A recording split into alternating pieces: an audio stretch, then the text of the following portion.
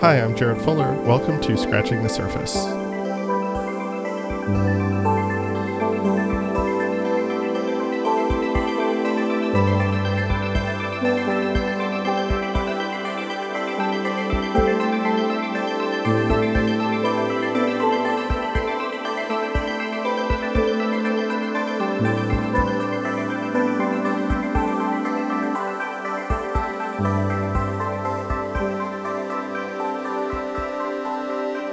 So it's been about a month since the 2024 United States election, the results of which, to me at least, felt sort of as shocking and disorienting as this entire campaign has felt. This election was unprecedented in many ways. We had a former president who has since been convicted who was running to reclaim the White House, and he won.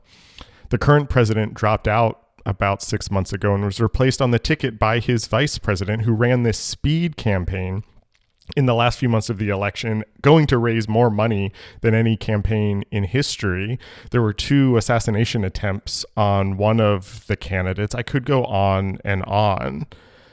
Earlier this year, though, I had read a fascinating book by Noemi Biasetton called Superstorm: Design and Politics in the Age of Information, that in many ways helped me make sense of this current moment, especially as it relates to the overlap of political discourse, media systems, and communication design.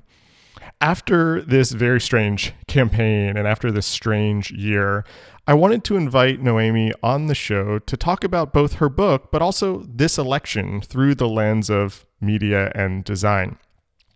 Noemi is a design researcher, a writer, and an editor based in Venice, whose research focuses on design cultures and visual representation within the social and political dimension. And this book, Superstorm, is really interesting to me because it's not a critique of design so much as it's a critique of design discourse. As she writes in the book, she's trying to problematize the use of communication design within these larger media and political systems by drawing on designers, theorists, and artists who are working today and also from history who operate and think about these intersections. So that's what we try to do in this episode too. This is not a conversation critiquing campaign logos. That's not something I'm interested in. I don't think Noemi's interested in that either.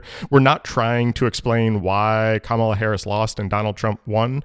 What we do here, though, I hope, is survey how this campaign was influenced by media, by information, by design. We talk about how so much of how we view politics today is through mediaization.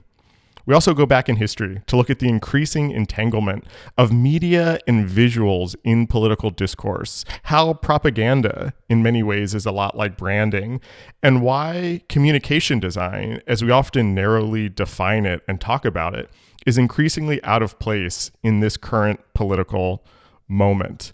This is what Noemi describes as the superstorm. What I'm always trying to do on this show is find new ways of talking about design. I think that's what Noemi is trying to do too, and I think that's what we do here in this episode. If you haven't yet, be sure to subscribe to our Substack to be the first to know of new episodes, new stories on our site, and receive our monthly newsletter.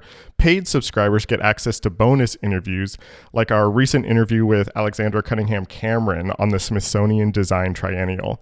Paid subscribers enable us to do what we do here and help keep the show going. You can head to our website, sign up, and help support the show.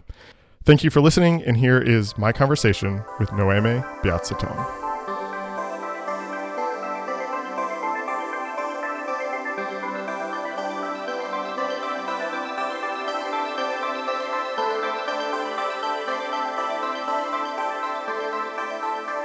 You have this book, it came out earlier this year. It's called Superstorm: Design and Politics in the Age of Information. And the superstorm is this sort of metaphor that you use for this kind of strange relationship, I would say, between politics and new media and communication design. Tell me about this metaphor. Tell me what the superstorm is and why that describes how these 3 things, politics, media, and design, start to interact with each other. So we'll start by giving different answers to, I think, what are 3 questions right now here. So first of all, the superstorm is the sort of conceptual and narrative metaphor that guides the reader throughout the book. And I chose this metaphor because usually in literature, storm or tempest are words that have been utilized as metaphors to speak about changes in the status of power. The first example that actually it's the example that brought me to this title was the case of Dante, who in the second half of the sixth canto of Purgatory used these words to express his anxiety towards the political condition of 14th century's Italy, which he defined as a ship without a pilot in great tempest.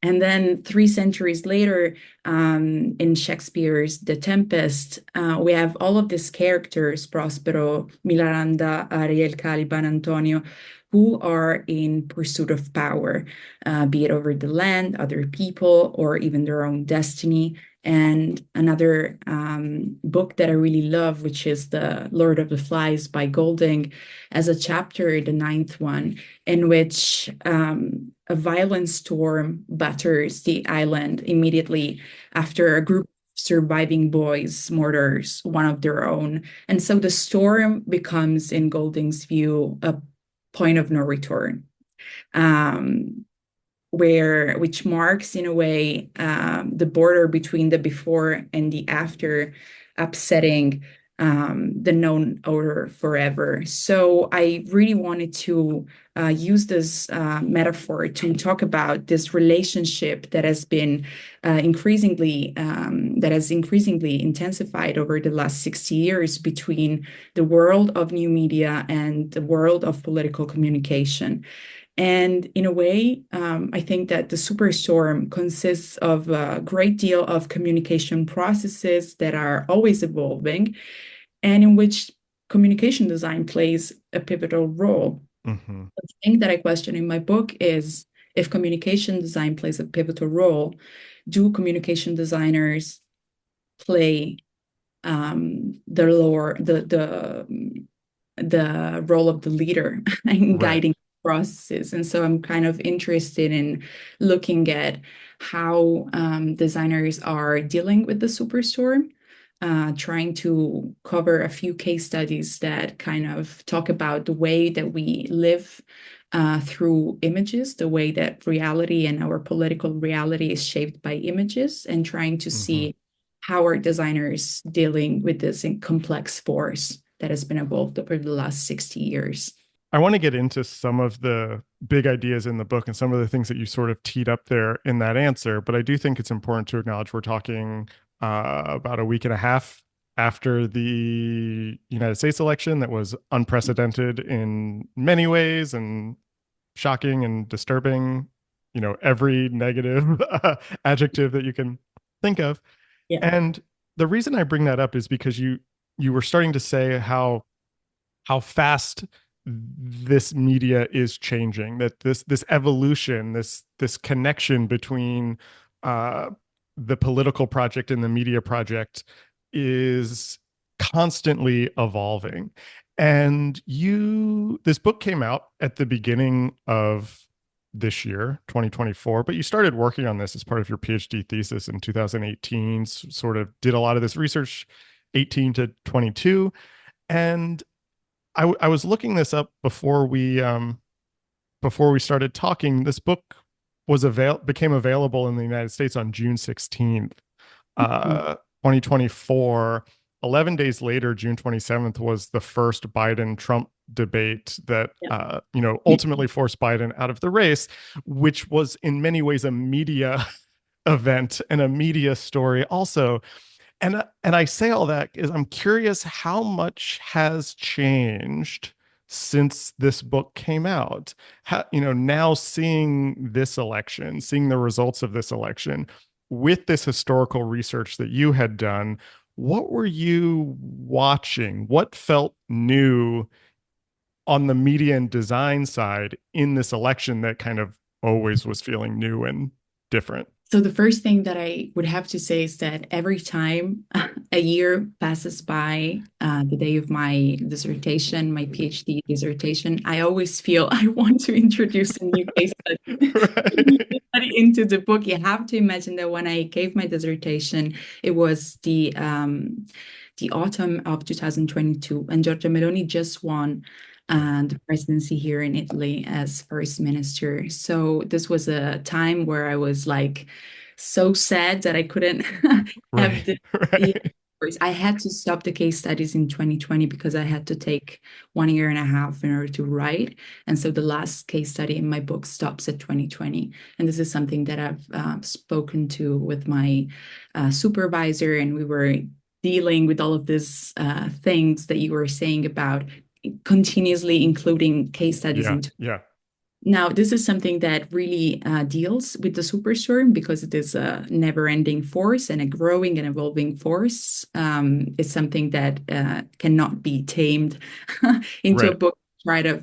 Tries to tackle its last 60 years of activity, but then in a way, I had to stop there in order to write this book. But absolutely, the election of 2024 in the US has been one of those moments where I thought, damn, this could have been a great book. Yeah. Well, maybe that's the question that I'm asking. Like, what would have been the case study for 2024? What were you seeing that was relating to the ideas of the superstorm that you're writing about? Well, I think the first moment where I really understood how these elections would have been a great case study for the Superstorm is it was on July 21st, Mm, 2024, when for the first time in 56 years, the Democratic candidate Joe Biden gave up his bid for re-election right. after he realized that his chances for winning were dwindling by the day. And so this decision was, of course, highly anticipated by the Democratic Party after, as you just said, his disastrous performance during the CNN presidential debate against Trump. So it was something that was expected from the Yeah. Democratic Party. And in a way, I think that Harris' incoming nominee brought a breath of fresh air that could awaken the left wing electorate. But it's also activated and reactivated the spectacle machine.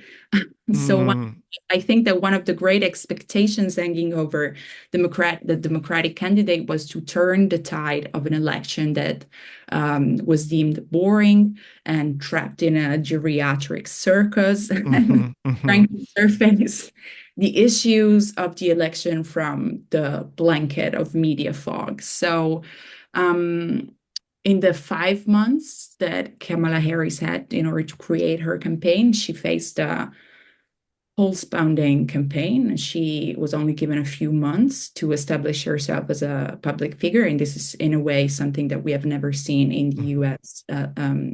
Election history. And this is already something that is really interesting. How would a candidate address the communication aspect of her campaign in so little time? And she actually, Kamala Harris and her team actually fielded a number of new strategies that could have earned her a new slice of voters, especially among the younger demographic. However, when I started looking at the campaign that she fielded, especially starting from August of this year, I already, well, not because like a lot of people saw already how many of these strategies could bring her to a backlash that I think in this case provided proved particularly dangerous to the construction of a new party identity. So she did not have like a easy task, but I think the strategies were very interesting. But then I think that they somehow failed to deliver what the Democratic Party was actually needing. So specifically, I'm talking, of course, about the case of Brat. This is something That's what that I is was gonna ask you about this. Yeah. absolutely, and the fact that the Brat summer was the color of my book, that made it no less fun. Right. I didn't even realize that. It was actually Silvio Russo. I did not make that connection until right now. Yeah. So, yes, of course, the first notable change in the Democratic campaign assets has been the implementation of the new design for Kamala Harris' official page, that was inspired by the Brat album by Charlie XCX. And then, of course, it's very interesting that we had this endorsement by Charlie XCX, which I think is really interesting.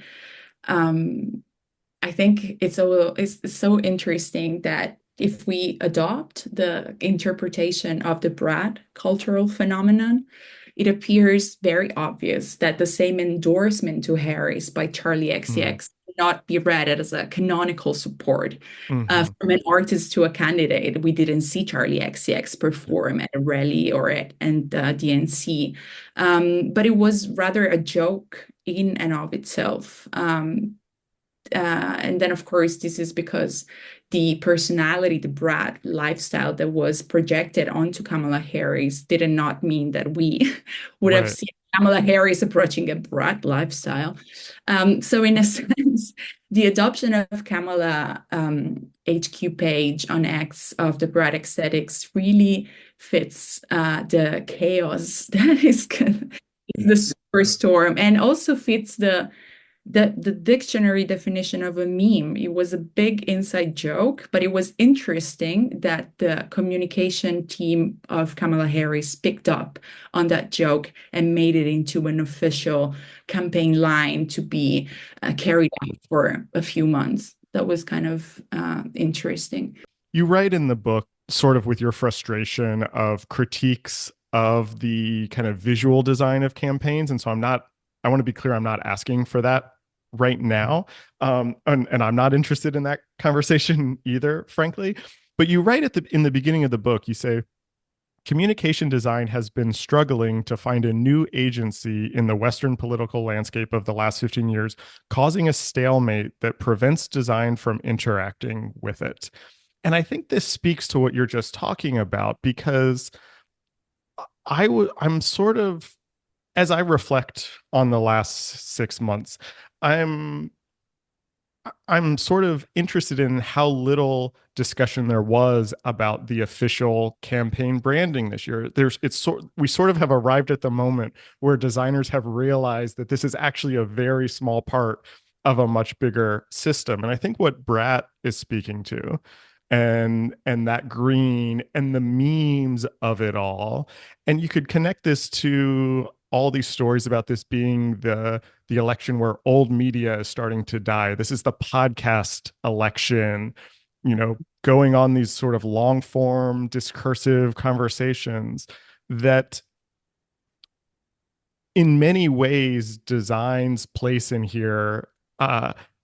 We sort of realize its smallness, I guess. I'm wondering if you could just sort of talk about that sense of both campaigns really um, understanding that a tight control over the design is actually maybe um, not the right thing for this moment anymore. That memes, that podcasts, that chaos, that tightly designed systems actually go against how everybody's feeling. You know what I mean?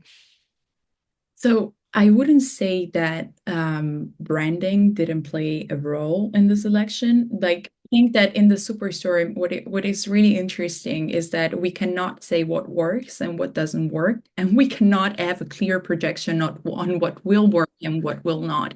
Right. So in some instances, we will see actually branding projects leading the campaigns, and some other times we will Mm, see other things. But I will touch just upon the Brad thing a little bit longer because I think it was really interesting that the move that was played by Harris communication team really fitted a new modality of branding, which is kind of changing the idea of campaign y- management at its core. I think we saw something that was really unique in the history of political campaign in the US for the Dems.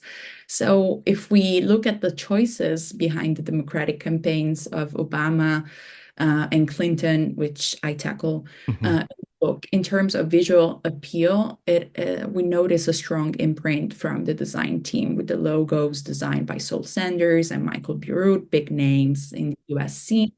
recognizable visuals that are carried out very coherently throughout the campaigns. And this I have written extendedly, especially about Clinton logo. So usually there's a deep desires by designers to set a trend, to make sure that their logo and expensive brand identity is utilized in the way that it was intended in the brand manual, right?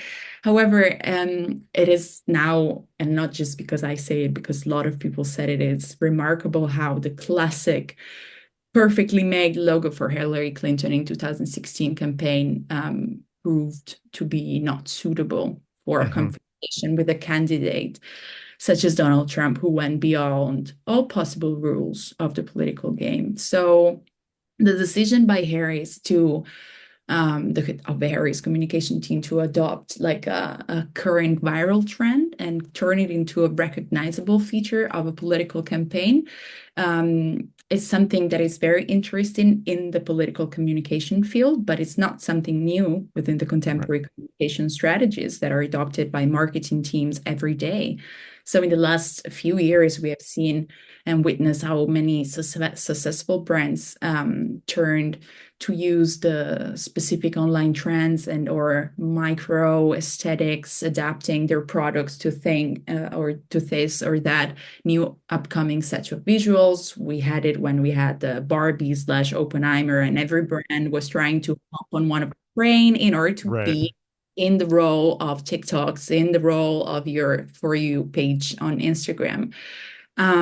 This is something that is very interesting called the post-millennial trend Uh, that kind of sums up this issue of new way of branding that kind of tries to stay on top of what is trending at the moment and does not try to create their own visual trend. And I think that this is something that was very interesting to see because beyond everything that we can say, it was a successful strategy at first. It was. But then there is something that has happened, which I think is fairly interesting, and that was that online users are not stupid.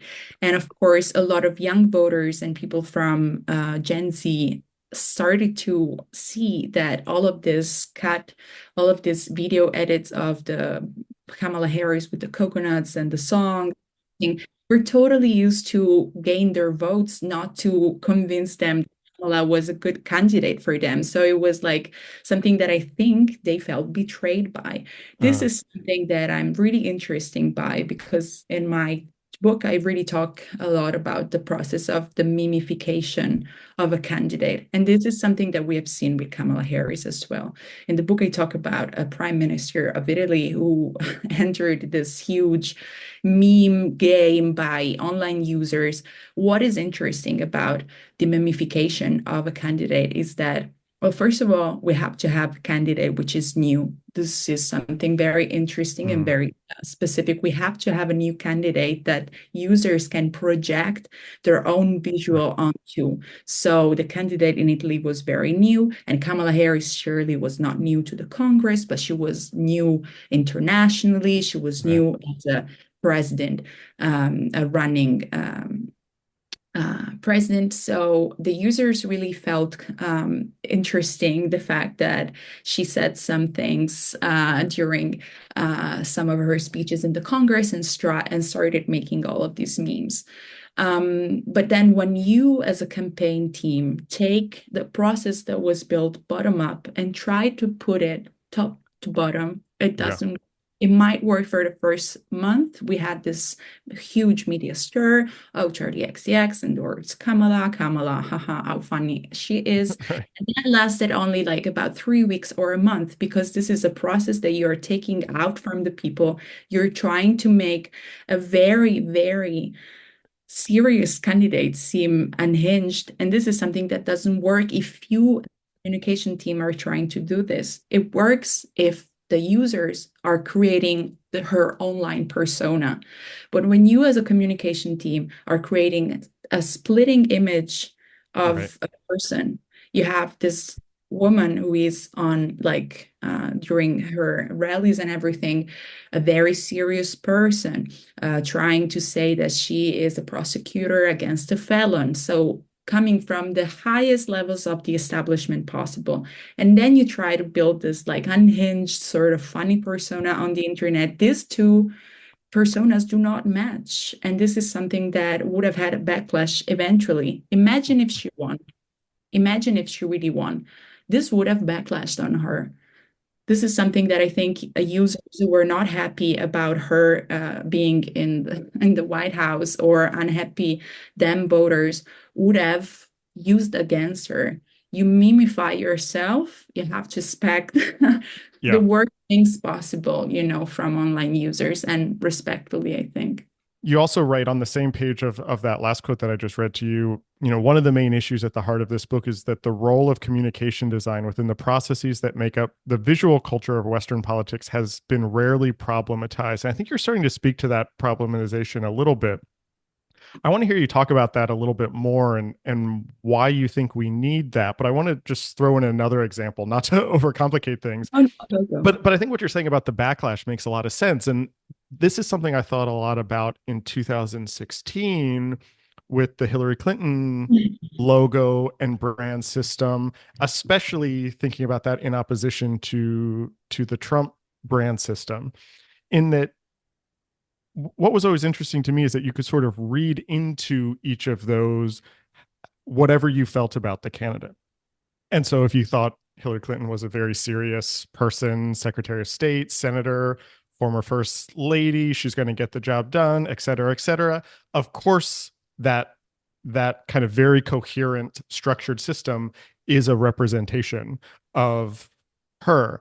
On the other hand, if you were not a fan of her, if you were not going to vote for her, that coherent system was, she's too stiff, she's not real, why is everything sort of stage managed all the time, all of this stuff looks the same, everywhere, like she's not a real person, etc. And I think you could do the same thing on the other side. Trump's sort of chaotic brand system, you could look and say he's chaos, of course his system is chaotic, but to his fans you could look at that and be like, this feels like us. This feels like stuff we made. He's one of us. You could sort of, the way you view the candidates immediately problematizes, I think, how you see how they represent themselves visually. I'm wondering if you could just sort of tell me about how you think about that, not just in this election, but generally about the role of communication design and how we can problematize that a little bit. I think there is one big difference, and this is why the Superstorm, in the Superstorm, we can never have great confrontations or great, no, we can never compare something to something else that has been done only like a few years ago. This is incredible, it's impressive, but there are a few differences, of course, in the Hillary Clinton slash Donald Trump campaign of 2020 of 2016. Well, the first one was that there was a huge technological change that was implemented in Trump's campaign in 2016. We know it today very well as the use of micro-targeting technique. And of course, the campaign from Donald Trump used this agency that was called Cambridge Analytica, guided by Alexander Nix. And this is an agency that was also utilized by Farage during the Brexit in the UK in 2016. So yes, there was like something that was very different in the way that technology has been used in 2016. So micro-targeting, as we all know, is a way of addressing and manipulating personal data online of possible voters in order to grasp personal information from their system, from their Facebook pages, and so forth, and utilizing them in order to create perfectly tailored, crafted images in order to have, if you have a gun supporter, you will send posts that advocate for free gun possessions, or if you have someone who's Black, you will do something different, and so forth. And this is something that really helped the Trump campaign in 2016. What I was interested in when I analyzed the logo proposed by Michael Bierut was not the logo per se.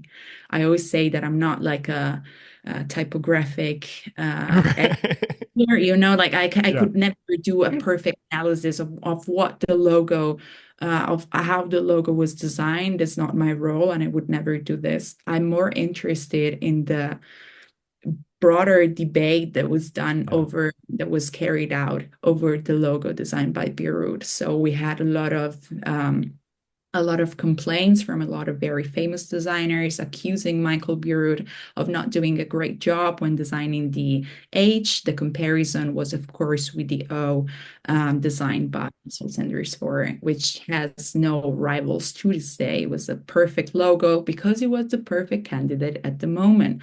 And this is something that we have to consider because, like, unlike Obama, Clinton did not have the opportunity to present herself as a brand new candidate due to, as you were Mm, saying, her past race for the Democratic Party election in 2007, her overall long-standing presence in the American political scene. So, in this sense, the logo had a double, I think, right. aim.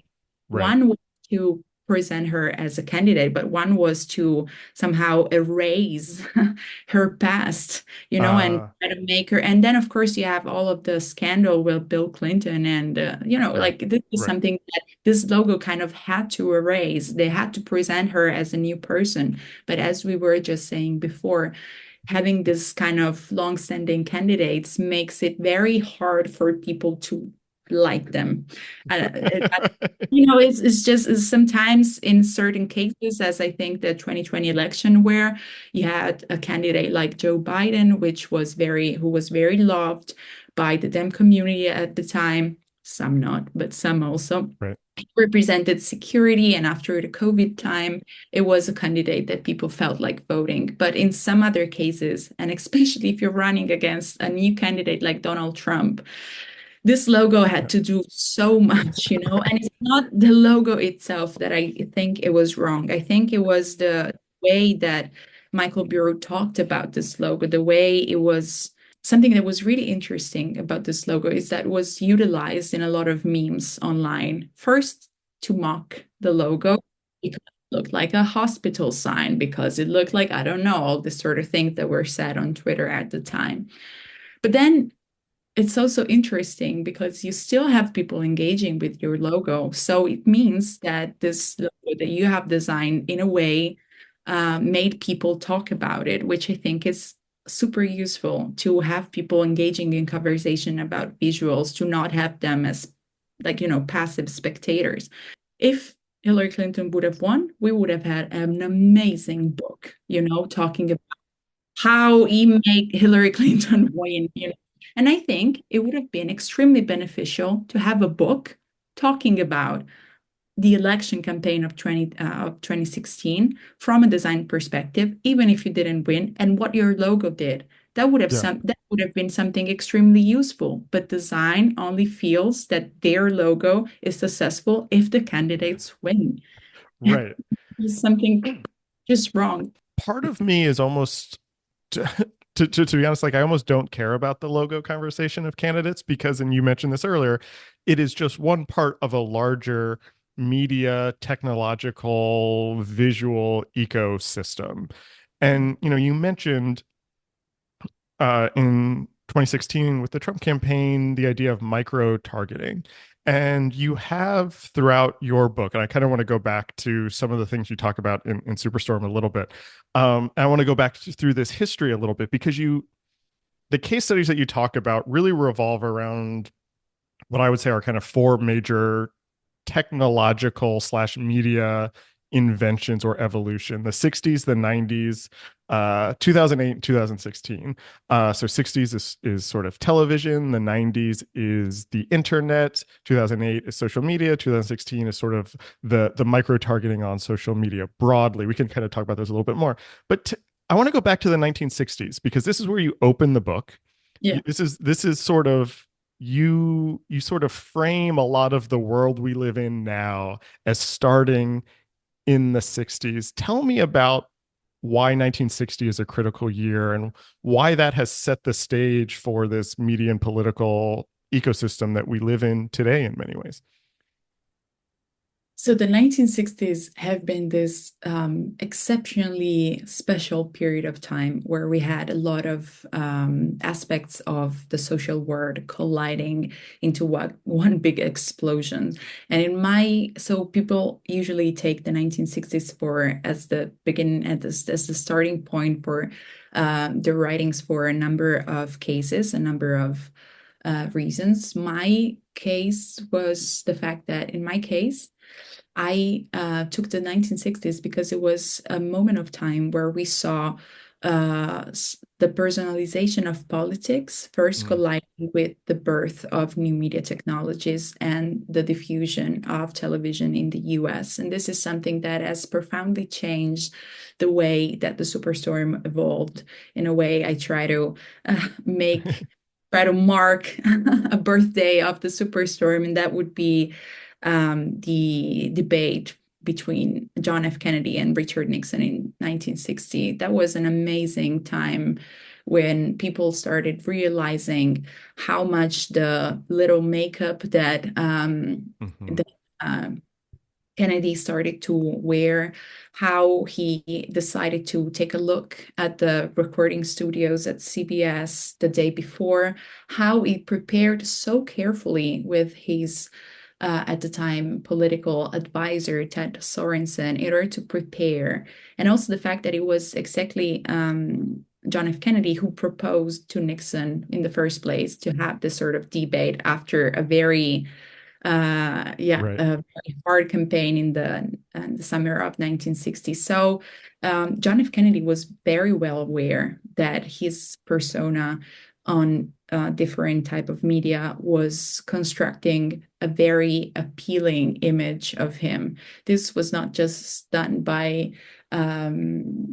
being on camera in television, but this was something that it was starting to do in magazines, for example, where we have all of this pictures in the book of the covers of Life magazine, Mm. where you have Time magazine, where we have very different depictions of candidates that we had before in the history of the US. We have Jacqueline Kennedy in the forefront.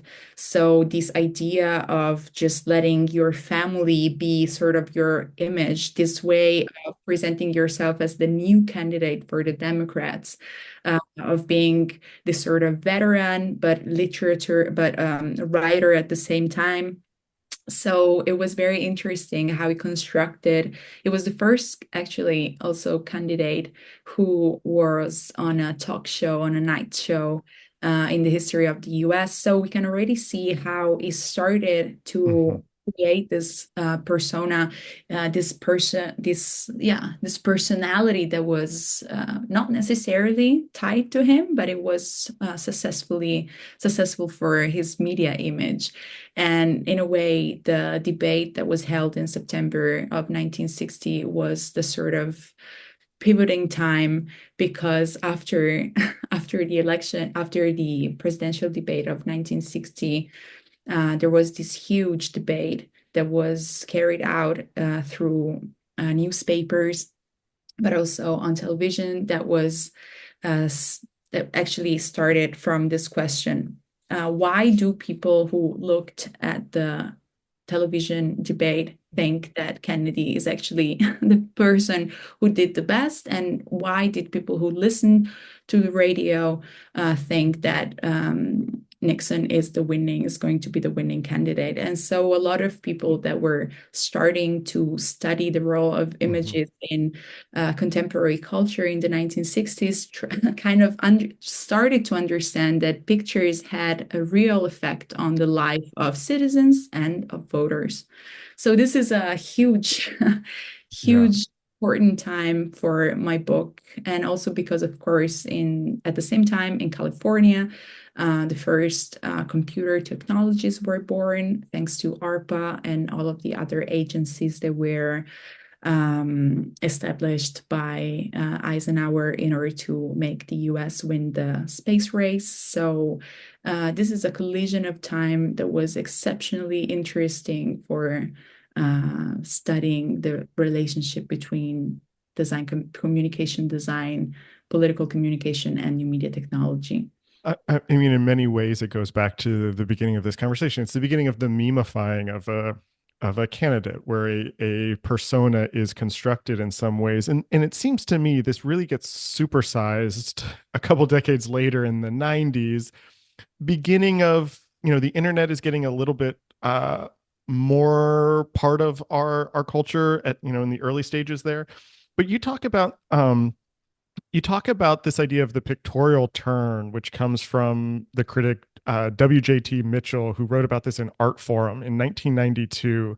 And that to me seems like a crystallizing of what you're just talking about. Tell me what the pictorial turn is and how that furthers this trend that you're talking about.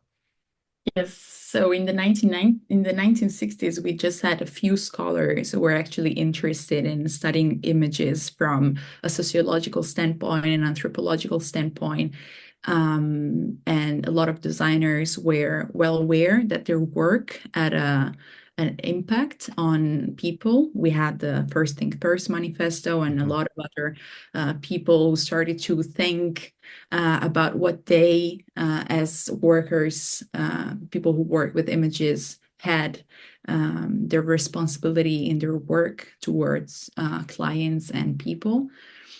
Uh, but it was only in the 1990s, as you said, that this sort of turn happened. So, in a way, we could say that the pictorial turn emerged in academia as a reaction to a series of very important transformation that occurred since the beginning of the 1990s, but that were already set in motion in the 1980s, I would say, in the field of images. So it is very important to notice how, with the development of the internet and the progressive diffusion of wireless network technology, um, and of course, the access to software, Mhm. softwares and devices for the production, storage, and modification of images, the number of images that we saw just rose dramatically.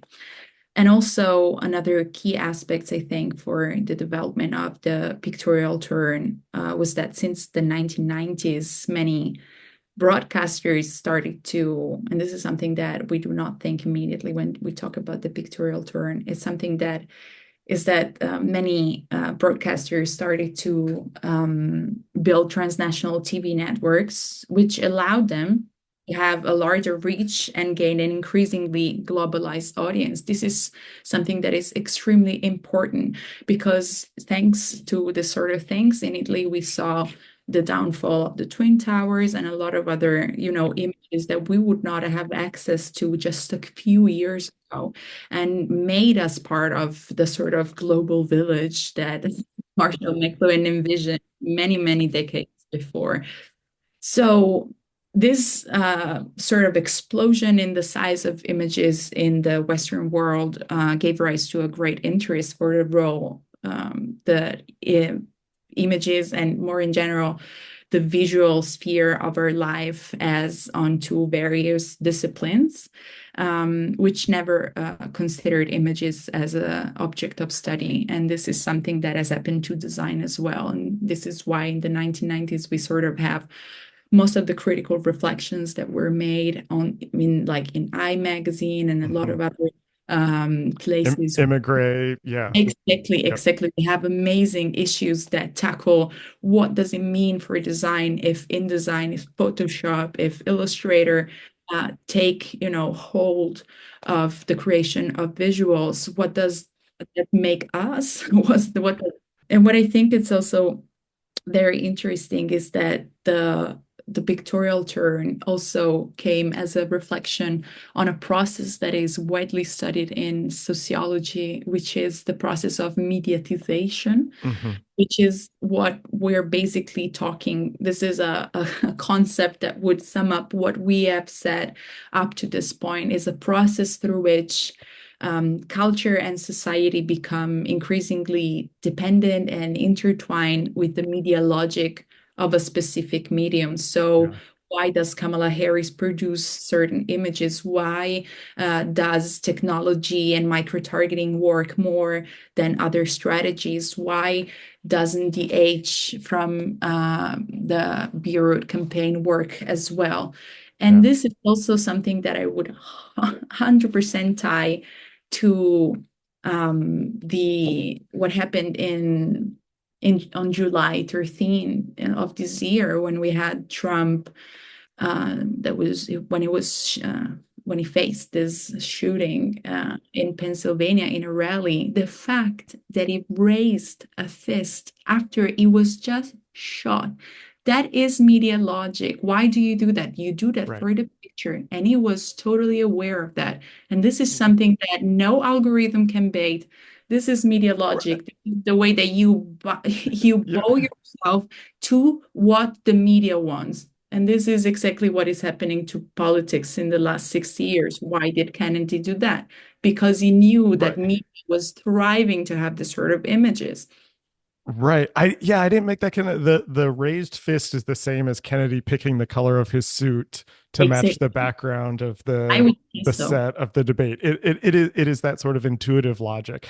I want to go back to something you were saying uh quickly and hear you talk more about it. You were talking about in the 90s this sort of critical discourse in design about Photoshop and these new technologies and this pictorial turn and how that's actually going to affect design. And in retrospect, some of that conversation then feels somewhat quaint to me that we actually sort of feel that more now that this is what social media has done. It has made everybody image makers in some way. And this goes back to our conversation about memes and this idea of being new and different and fresh. And what's interesting to me about that, and I think this speaks to everything we've been talking about, is that there is no longer one central uh media direction, that actually these things are all talking to each other all the time. And this is where things like filter bubbles come up. This is where things like fake news comes up, where you look at where people get their news and the segmentation there. I'm wondering how that fits into all of this. The fact that it is no longer just a central media ecosystem, but many medias that are mediums that are sort of sometimes in dialogue with each other and sometimes completely separate from each other. It makes it more difficult to talk about. No, we will never have this amazing, issues of emigre talking about, graphic designers and the Macintosh computer, because that was the novelty at the time. So you could Yeah. like talk about one technological aspect of the life of designers and put it into question. And now it almost feels like it's overwhelming with the effects that media have on our consumption, on our production. This is something that all designers experience daily when producing images for their clients. They have to Yeah. know that they have to adhere to sort of media logics as well, even if they're not designing for a political campaign. So it makes it this complexity, this chaos that we are imbued in, really makes it very hard to talk about the relationship that design has with media.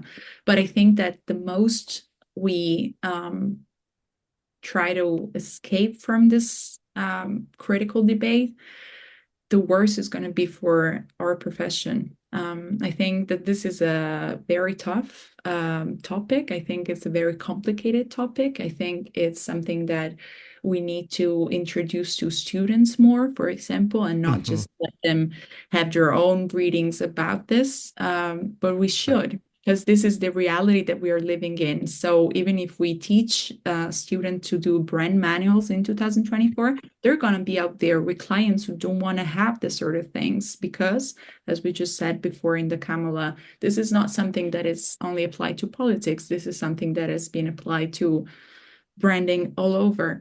So I think we are facing an extreme lack of critical discourse at the moment of design within topics that are not designish. I Right. think Right. Yeah. when I when Yeah. I or when we have this sort of discourses, then we want to make them more designish than they really are. You know what I mean when I say this? Like Yeah. we have to talk about the logo of Clinton or like the Brad typeface. Yes, the typeface, amazing job. But there's more to it. And we have to feel compelled to explore these places that do not feel like they're our own, but Yeah. they are.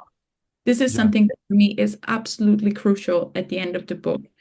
Images are being created every day, all day, 24/7. Only because they're not created by designers, it does not mean that they're not design objects. So why can we take part in this discourse? Why wouldn't we explore the theories and the criticalities that the production, storage, and modification of these images imply? And even if we not do this with an infographic or something or like a fuzzy article that is fun to read, it's okay. But how do we take back this place of discourse? How do we get back to this criticality? How do we get back to talking about things that are uncomfortable and preparing students for what's Yeah. uncomfortable? So I, there, the word is very uncomfortable when it it, comes to producing images. It's a very weird world, you know? So, yes, this is a question that I have no answer to, but I think that books that try to explore the sort of weird gray areas where yeah. design is only placed as like a part of the Well, puzzle in a broader spectrum might help that. I 100% agree with you. And I think this idea of designers needing to sort of look beyond the typeface, the layout, the kerning is exactly right. And it's making me think of one other case study from your book that I'd like to hear you talk about a little bit, because I actually think this is a good example of a place where I think designers need to spend more time thinking. And it's this idea of propaganda. And Mm-mm-mm. you talk about this exhibition by this Dutch artist Jonas Stahl, who does a retrospective of the films of Steve Bannon. Steve Bannon, obviously, sort of MAGA provocateur, part of kind of right wing media, produced a lot of films. But Stahl describes propaganda or defines propaganda as a performance of power with the aim to construct reality for its interests. And thinking about that in the context of what we're talking about, a performance of power with the aim to construct realities for its interests, is that not branding? Also, is that not what we do when we try to do branding? Tell me a little bit about that exhibition and what Jonas Stahl was trying to do, and then how we as designers can start to kind of think about those frameworks in the work that we do. I think I included this specific case study, even though there was no designer in it, because I think that both Jonas Stahl and Marina Otero-Verzier, the curator of the exhibition, did an amazing job in visualizing what was happening at the time. It was It my was, favorite case study in the oh, book, by thank the way. you. I was not aware of this exhibition and I found it so fascinating. So the exhibition was held at this museum in Rotterdam called Het Nooit Institute in 2018. So the situation politically was very, very hot at the time. And the idea that they had was to basically create an exhibition that aimed at showing the prolific production of images designed by Steve Bannon, but not only also showcasing the fact that it was not only a person who created a ton of images, but he was also a urban planner and a movie maker and Mm, a lot of other professions that are deeply tied to the creative field. A man who went to being a Goldman Sachs venture to the head of Trump's campaign in 2016 and also was tied to the election, to the votes for Brexit in right. 2016. So of the same year. So it was a very important man that was often overlooked by the media as, the crazy guy, the white Christian Right, crazy right. guy. Okay. So I think it was really interested that through a series of ingenious, I think, display choices. Both the curator and the artist really brought to life a sort of construction site, where the populist rhetoric is built. And this is also because the populist language, which is known for its strong and dismissive tone, has always been the subject of many studies in academia, but very few talk about the role that images and the construction, not just of images, but of an imagination of what the right wing Hmm. is, Hmm. has been hardly studied. And I think what they did was of great, great importance. I tied in my book this exhibition to an article, a book actually, that was written in the year 2000 by this great scholar and populist expert called Paul Taggart, where he conceptualized what he called the heartland. Hmm. This was a book that changed my life when I talk about when I began to study populism.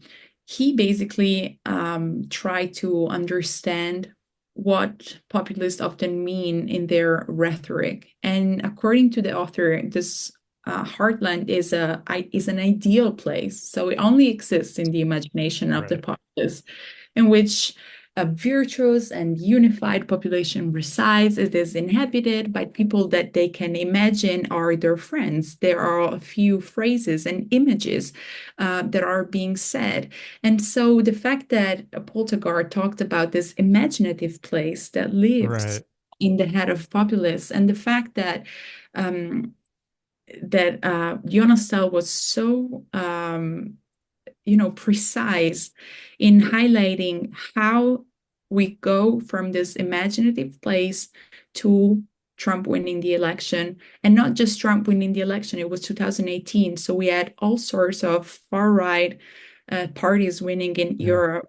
So this exhibition was a very, I think, amazing way of showing through tacticality, through visual printed matter, how the populist rhetoric is built and how also the populist thought works in a way.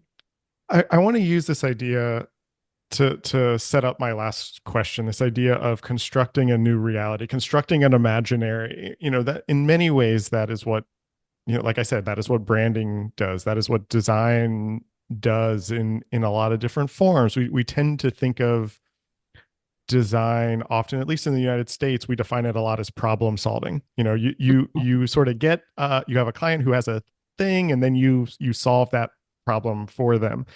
But what's interesting about the propaganda exhibition, what's interesting about this idea of constructing realities or imaginaries, is that design in this sense is also cultural. It's also creating new cultures. And so to close, I want to return to the quote that I read to you from your book at the beginning of this conversation. Actually, communication design has been struggling to find a new agency in the Western political landscape, causing a stalemate that prevents design from interacting with it.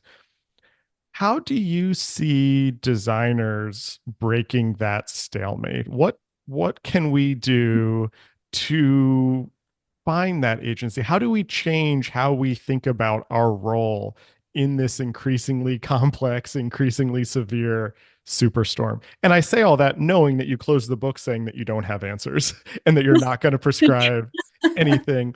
But in the And I was context of this trying to get away conversation, with the same answer. I'm not letting you do that. I But know. I mean, the only reason I ask you that is because you've touched on that a couple times. This idea of kind of rethinking what we think of as design. Think just because a designer's not involved doesn't mean that it's not valuable to how we think about it. How are you thinking about that today? Um, with everything that we've been talking about, with this last election happening, with everything that has happened since your book has come out, where's And your head on that question for designers?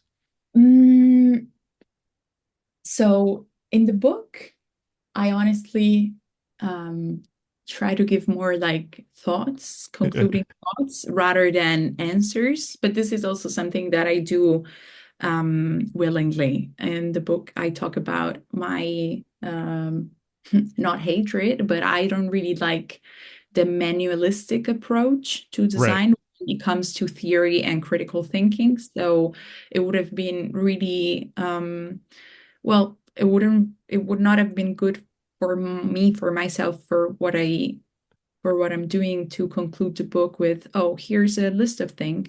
Right. Listen, Right. And I'm not asking, I'm no, not, no, because I don't have them, because I don't want to keep them, because right. it's not something, it would be, can you imagine? It would have been like using 300 pages of the book saying that there is this chaotic force Yeah. that is evolving, that is evolving, it is engulfing the social life, and then saying, but here I have 10 Right. Right. amazing I, solutions that decided, no, I don't have them, but there are like a few like final thoughts that kind of, yeah, carry the book towards its conclusion. And the first, maybe, I don't want to say advice, the first, yeah, conclusion that I kind of came up to is it's an oldie, it's an old one, but it's always useful, and it's accepting the political, social, and economic decentralization of designers' position within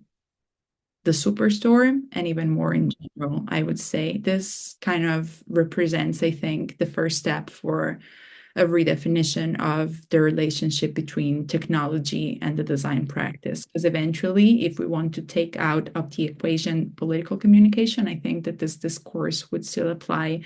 And when it comes down to the bone, it really is a struggle that design is having with technology, and what this technology creates in terms of the modifications that are being applied to our social, political, personal lives. So the second one is that if designers are dealing, and this is more specific to the superstore, with an entity or force that is constantly evolving, so must be their practice. So we cannot, this means that we cannot be this stalemate that I was talking about is basically the design community being held in the past. And when they think about the future, they often think about the future with past, with frameworks of thought that come from the past. So this does not mean that they should erase what has been done in the past with regard to the superstorm, or more in general with regards to their history. But on the contrary, actually, their past could be and should be used in order to produce new, informed, analytical systems to face our current and future political landscape. However, as I said before, the planning of the future of design should not be held back by what I think is a sort of disillusionment with the present and a longing for the past. So we sort of have to, even if it's uncomfortable, even if it's hard, even if it brings no answers at all, we have to sort of face this impasse in order to move forward. I think that is a great way to wrap this up. Again, the book is called Superstorm: Design and Politics in the Age of Information. I found it to be very helpful for me in just making sense of this moment that we are in. So thank you for writing it. Thank you for sharing it. And thank you for this conversation. I really enjoyed it. Me too. Thank you for having me on the show. That was my conversation with Noemi Biasetton. Her book is called Superstorm, and it's available now. This episode was recorded on November 15th, 2024. Our theme music is by Jeremiah Chu. This show is and always will be free thanks to the generosity of listeners like you. If you like what we're doing, I hope you consider supporting us and get some bonus content each month. You can follow us across social media at Surface Podcast, and you can get all of our previous episodes wherever you get your podcasts and at scratchingthesurface.fm. Thanks for listening.